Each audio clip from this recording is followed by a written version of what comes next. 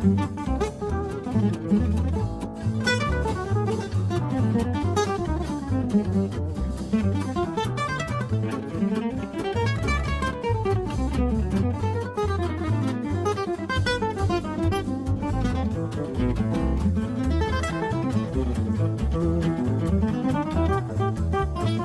and gentlemen, welcome back to the Woody Allen Retrospective podcast. I am your host, Donald Wonder, and I'm joined once again by my co-host in crime, Simon Red. Yes, I'm still trapped in this nightmare. Yes. How can you be trapped in a nightmare when last time we spoke about that Midsummer Night's Sets comedy dream movie that everybody's seen? Well, we liked it somewhat. I don't know how the people felt. If you missed that discussion, people, click on the YouTube card, the top right-hand corner. I'm kind of fast-tracking this one, Simon, to step on your toes. But guys... Hey, man, let's get into it. No warm-up. Just strike in the middle. Nah, let's just get right into this. Guys, we've done a whole retrospective on Woody Allen where I think we're like... I wouldn't say 1/3 through, but at this point we've done about 11 movies. We've got all the playlists there for you guys to check out all the previous discussions on YouTube. You'll see the playlist. I'll put a link in the description. If you're listening on the podcast, and I know a lot of you are because I'm getting a lot of feedback from you guys, thank you for listening. YouTube guys, check us out on Stitcher Radio, Android, iOS, wherever you want. Video, audio. You can even go on Google and just put in the hashtag Woody Allen Retro and you'll find all of our Woody Allen videos. So with that said, guys, keep in mind all these movie reviews are spoilers. We spoil the movie entirely. We want you to watch the movie, come back and listen to us bitch or praise the movie. And in this case, we're actually going to talk about a movie which is very fondly looked upon, but we're going to decree our judgment on the movie and let you know if we think it's good or not. On that note, Simon, what are we going to talk about today? Oh, yeah. 30 years later. Yeah, 30 years later, here comes the real review of the movie. The real value is going to be on wheels. Exactly. We're going to talk about 1983 ZELIG, or ZELIG, if you want to pronounce it correctly, in a German pronunciation. Return to form for Woody Allen.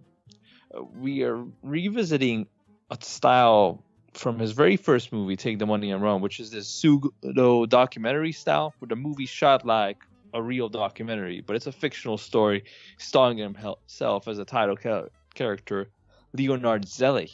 And the movie basically focuses on a theoretical historical legend from the 1920s, a man who became famous for being able to completely transform his appearance due to some sort of psychological trauma that gave him this mental condition where he's so desperate to adjust and acclimate to his environment that he changes his mannerisms, his accent, the way he speaks, and even assumes a new identity to match whoever he's in the room with.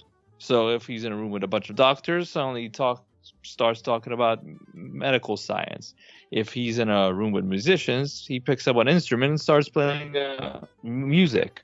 And if he's in a room with a bunch of scientists, he just goes off on some science gibberish to the point where he starts analyzing his own analyst when he's in therapy. And you really don't need to know more about the movie afterwards. The whole thing relies on the creativity of Woody Allen of inserting Zelig into real historical events almost. And the movie, I think, is very inspirational because while I was watching it, I thought, like, this probably inspired Forrest Gump and a ton of other similar films. And just the gimmick of inserting Woody Allen into old pictures and old, basically, footage from either television or films or real life, as if he was there as this character, has been, replicated 1,000 times over. So definitely a standout movie just from that perspective of the way it's shot and this pseudo-documentary style, or mockumentary as they like to call it.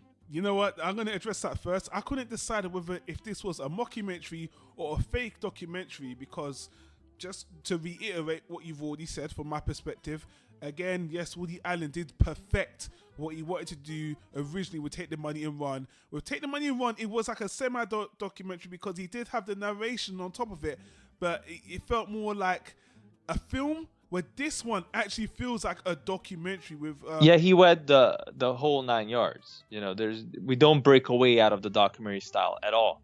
And a big difference with this one as well, he has other people speaking for him, speaking about this legend, this character, this person, like a documentary. And on top of that, it's black and white, because we know Woody Allen has that little mini black and white studio as well. And firstly, I do want to say the visual effects for how he kind of, inserts himself into, historical films is pretty good. It's damn good, yeah. And because the film is black and white, it ages well. If you watch it today, it's like, oh, this is, it actually, if this came out today, it kind of works in that way. So it's really good. You know what? Actually, I'm going to bring up the criticisms first because there's only one major criticism for this whole movie. Mia Farrow again, or what? Yeah, but not so much because, but it actually, you're right, because it's the characters. Now, Mia Farrow is kind of headlined by Woody Allen and Mia Farrow.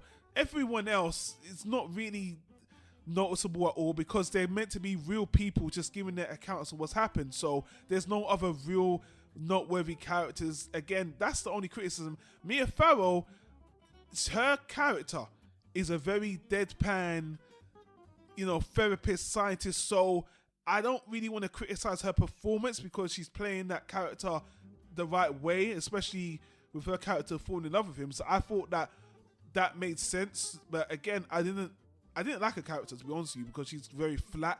But I don't want to criticize Mia Farrow for that because I just think that was the character she was portraying. And this movie, again, is a Woody Allen vehicle, and it's all about him. Ironically, saying it's all about him, there's lots of parts in the movie where he's not even acting. Well, yeah, he does barely has dialogue in the entire movie. Yeah, he's not really in the movie per se. He does have bits and pieces here and there, but it's a movie about him, but he doesn't have to play the character, so it's a little bit interesting. And actually, I kind of thought he was cheating. I was like, he kind of cheated. Why did this movie take so long to make? You don't really acting, and you're using all this stock footage. Fun fact: this movie, the runtime when it was finished originally, it was 45 minutes. He actually had to pad it out by adding a lot of stock footage and all that other stuff, which still makes this movie the shortest Woody Allen movie of his whole filmography. It's just over an hour and 15 minutes, his shortest movie to date. So that's the negative, and I don't think that's negative. This movie actually marks what everyone calls Woody Allen's most creative period. In the 80s, we're about to see him doing a run of movies that really etch into his creativity, even though at this point the mass audience are starting to fall off him a little bit. I enjoyed the movie a lot. I think it's a really fun movie. I got something else I want to say about the character and the idea, but I'll let you kind of jump off what I just said there. Okay, I mean, really, there's no plot here. It feels like the movie's actively trying to make fun of somewhat conventional storytelling and biopics. Biopics are always big Oscar bait films. And I think with Woody having a rough ride with critics for his last couple of projects, maybe he was actively trying to go up against that. Like, the only real plot line here is the love story. He ends up in therapy, Zelig, and Dr. Edora Nesbitt Fletcher. What a great name. Congratulations. Congratulations for bringing it up, by the way. Yeah, so Dr. Fletcher, played by Mia Farrow, there's sort of this female doctor trying to establish herself in the 20s, which is hard enough. So she looks at this as a good opportunity to branch out as a female doctor and gain some respect. And the more she focuses on this project, she becomes the only person that is willing to deal with this controversial figure, and they fall in love. Big surprise, very typical. But here's the comedic twist. They make actually a movie about that love story within the documentary that the documentary covers. It's sort of a biopic about Zelig inside the Zelig documentary. And the whole time they're just poking fun of Hollywood tropes, over-exaggerating things, and making it extremely cheesy. Pretty much how you imagine a love story being made pre-1960, Yeah. And that's really it. After that, either you really dig his approach of this mockumentary style. It's like a joke told with a completely straight face. Yeah. The entire film, if you show it to somebody who doesn't know Woody Allen and has never heard about this film at all, they would probably think this is a real documentary. Yes. They would scratch their heads like, Yeah. how did I not hear about this guy before he was as big as Mickey Mouse? What the hell was going on in the 20s? I agree. And that's sort of the whole point. If you're into that, if you get the joke, then it's a really fun movie to watch. And there's nothing more to add. In closing, I would say you brought up the runtime. For me, that was a good decision because like many documentaries, there comes that point where it peaks and it starts dipping, where you got introduced to everything you need to know about the character, everything that led up to him becoming who he is, and then the story just needs to wrap up. Sure. So I was glad that they kind of went into that quick, because I Yeah. was getting a little bored of just, okay, then he spent another 6 months in therapy, then we tried this method, it didn't work, we tried this, it didn't work, then this happened. That kind of drags out. Sure. And the overall deeper meaning of the film is really just how we treat people who are in the public eye, how we, alienate and discriminate against people who are sort of have special abilities or something.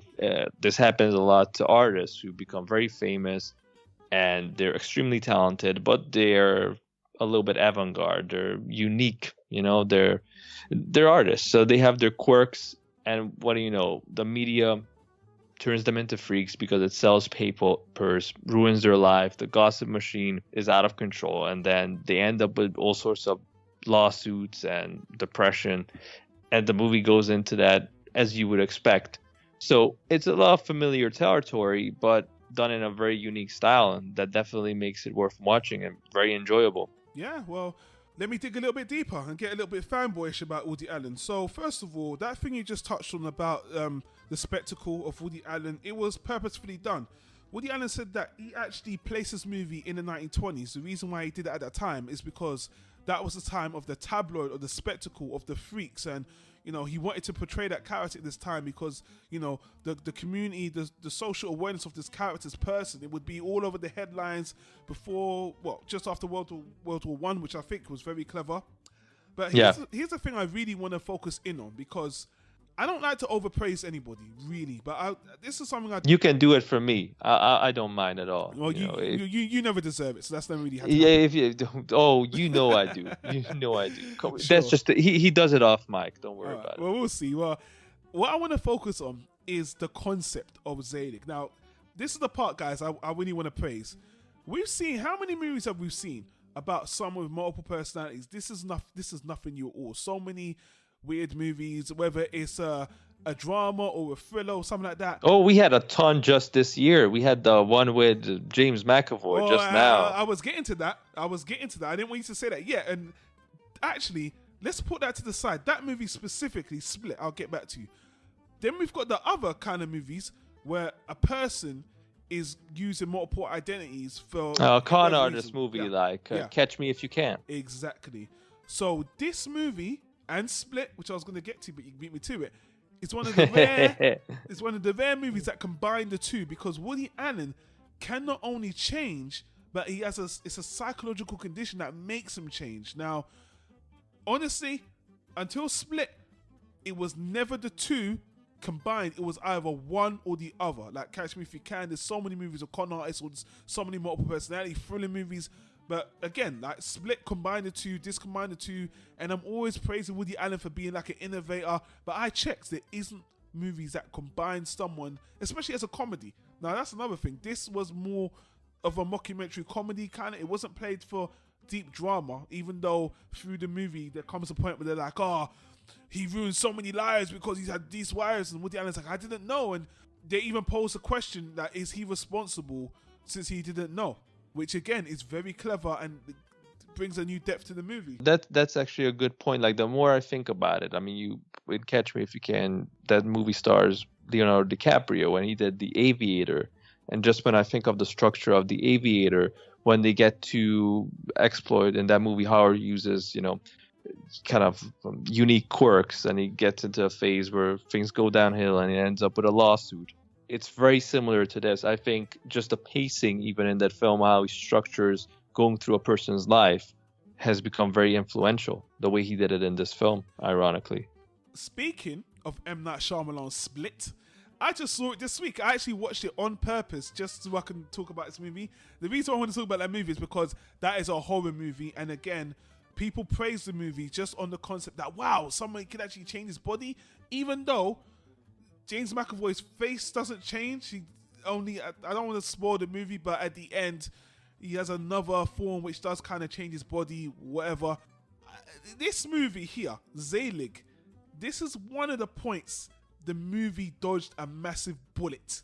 And I was watching Woody Allen changes into a black man and other races. Now, again, I think he was very careful not to do blackface, or not to do, the Spanish, because he does. I mean, he doesn't actually do blackface like real painted black. He kind of skirts it, and it shows a bit of sensitivity, which I was like, I see you were very careful with this one, because that could have gone wrong. So I actually appreciate the fact that he didn't cop out and not do it at all, but he did do it, but he didn't do it in a derogatory way, which again, I have to praise Woody Allen for doing. And on top of that, it's been a long time, Simon, but Woody Allen had a lot of black actors in this movie. Oh yeah, he did. There hadn't been a lot of black actors between now and Sleeper. All the Manhattan, Annie Hall interiors, there was no black people. And I'm sorry, I'm bringing out the race card because, again, a lot of people have criticized Woody Allen for not hiring black people. But again, I don't know. I don't know why he didn't use them in those other 4 movies we just talked about. Yo, ain't a black person alive who could deal with the shit from interiors. No black person has the patience to sit around and just have sophisticated conversation. Look, I know what I'm watching when I'm watching Woody Allen. I'm not expecting black people, but again, it's just interesting as a person of color to watch it and see when he does integrate people of color in his movies. And this movie, the black people we had in this movie were talking about him. I think there was like 2 professors or something, and they were black or something, or friends. And I was like, oh, okay, that's interesting. But anyway, I know people hate it when I do this, but I think it's interesting that over time he does integrate it. It's good. It's good because he writes these very specific characters from where you can feel that the writer knows this person. So it's not a race thing. It's directly based on somebody he knows. But then again, that alienates diversity from the film because it's basically just always sitting around a close group of friends. So unless a black, person happens to be among the group of friends, you're not gonna get it. But sometimes it's good to branch out and make a movie that has a more larger scale, a more open world, if you know what I mean. You get to see more of it. Let me be clear. I don't watch Woody Allen movies for racial diversity at all. I watch it for his writing. And, guys, I know a lot of people hate it when I do this, but again, I just find it interesting. But putting that aside, the other thing I want to talk about is the music score, which isn't really memorable. There's a little score there, but it's a documentary, so he avoided using a lot of music, obviously, because that wouldn't make sense in the documentary. It's about the character. That's pretty much it. I've kind of dissected as much as I can. It's a good movie. It's a memorable movie.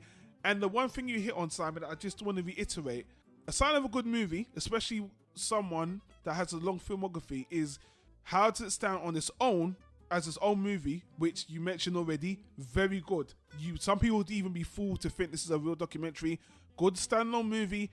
And in the collection, it came at a time where people were starting to wane on him. And this shows a hell of a lot of creativity. It ages really well, and that's pretty much what I've got to say. It's definitely one of his most fond upon movie by the fans. They actually like it. I believe it was in the low 8s, high 7s when it comes to IMDb, Rotten Tomatoes. It's spoke about very fondly, a favorite for a lot of people, and that's basically it. Unless you got anything else to say about the movie. Well, just how influential it was. Like, the more I think about it, I think The Elephant Man did that. But they did it in the 80s. That was 1980. So that's the only movie I could think of that was similar. That came out in 1980, yeah. So maybe he was a little bit inspired by this idea of centering a film around this very unique character that has sort of a mental problem or some sort of deformity. In this case, both, because he changes his physical appearance. Yeah, but I enjoyed it. I think it's the right runtime. I think it's a very unique film, and it's all right. I like the overall message. It really exploits sensationalism, and that hasn't gone away. One of my favorite movies, His Girl Friday, is also about asshole reporters, and it opens up with this big statement like, this is how it used to be back in the day, but luckily, there are no more people like that working in the press right now. And bullshit to that. I mean, that we're here how many years later, decades later, and we still deal with the same bullshit of fake articles, fake news, undermining everything. And I don't want to go on a depressing ass note. This is a good movie to watch. Fuck the press. No, and actually, you just reminded me. Speaking about the music, how could I forget? Do you remember that Do the Comedian song? Maybe Do the Comedian, and then we had the little dance to it as well. Oh my god, those are some of the best parts. You know how in Sleeper, he really went full on perfectionist with the architecture to sell you on that this is set in the future, even though he doesn't do these big budget movies. Yeah. Here, he really went perfectionist with the minor details of making you believe this was a real person, like with all the different collectibles and figurines they made from this guy, the different music bits, songs that were written about him or songs that reference him. All these things recorded sound very authentic, sound just right, as if they were composed in the 20s. I don't know if he actually found real songs featuring those lyrics from back in the day that he could use to pretend like it was linked, and everything looked just right. I mean, you could really fool people that this was a real documentary, and it's because he had the dedication to go that extra mile and make sure that everything looked very authentic. I would have given this movie an Oscar just for the production, you know. Oh, I did think it got nominations, actually. I forgot to mention. I do believe it got. I'm not sure. I should have checked. I'm not sure it was Oscar nominations or whatnot, but I believe it was nominated. You know, this was Woody finally getting another award of some sort after last movie, which he didn't. Yeah, after being in a little bit of a dry season. Not like he cares, you know. Nah, not at all. That's what we love about Woody. The train just keeps on chugging along. So guys, again, you can check out the Woody Allen Watchers, guys, from the Woody Allen Pages website. It's on the screen. Check out that book, that ebook you can get from Amazon for all the other Woody Allen knowledge of this movie, or the other movies that we're not going to cover. I want to give a special shout out to the Woody Allen subreddit, letting us share our podcast there. Very good feedback, and all you guys on the podcast, YouTubers, need to give us that love, the thumbs up, the comments. We appreciate that. But that's pretty much it for this one, guys. I want to thank my co-host Simon Reds for joining me again on this one. That's it. I'm too tired. It's a Friday. I'm out. Was good talking about it, but I'm done. Okay, you moany boss, get the hell out of it then. Who needs you? Who needs you, you son of a bitch? Guys, if you're on YouTube, hit the annotation on the screen, give us a thumbs up, subscribe to the channel, and we'll see you on the next one.